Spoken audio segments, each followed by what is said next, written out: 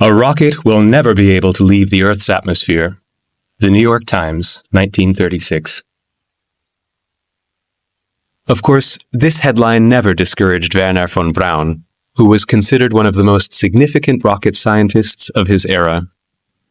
He had created the ballistic missile, later known as the V-2, within the rocket program undertaken by the Third Reich, thus establishing the basis for astronautics. In 1945, his team of Nazi engineers surrendered to the Americans, providing them with 50 trunks of blueprints and research materials, as well as with the edge in missile development.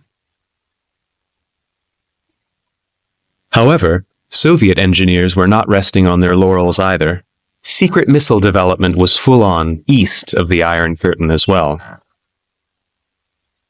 The world was not prepared at all for the unexpected news when it was announced without any previous leaks that the Russians had successfully reached space.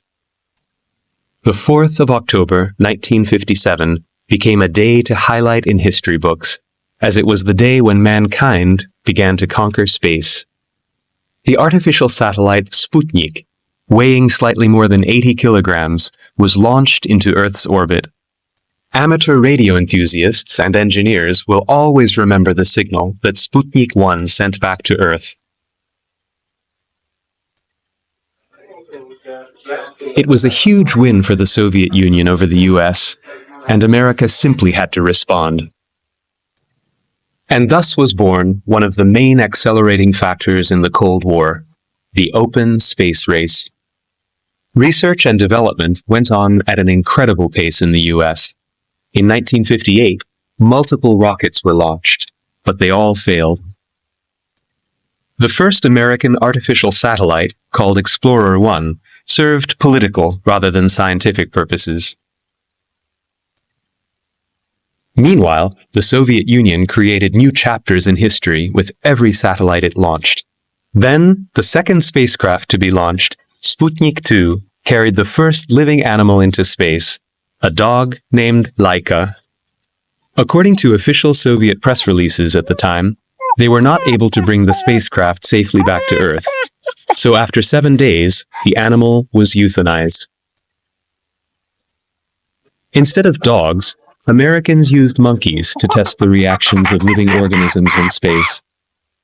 However, the American public was still displeased at repeatedly coming in second.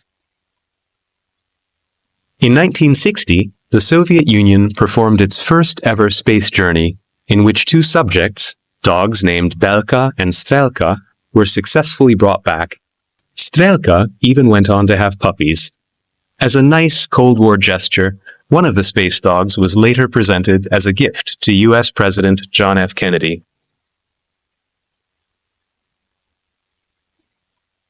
The 2 furry creatures are still national heroes.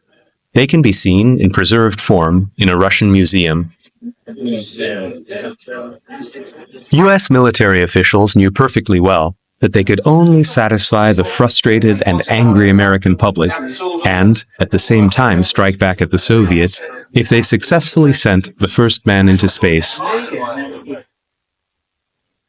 But they missed that by 3 weeks. With Yuri Gagarin's mission, the Soviet Union yet again achieved a first in sending the first human into space.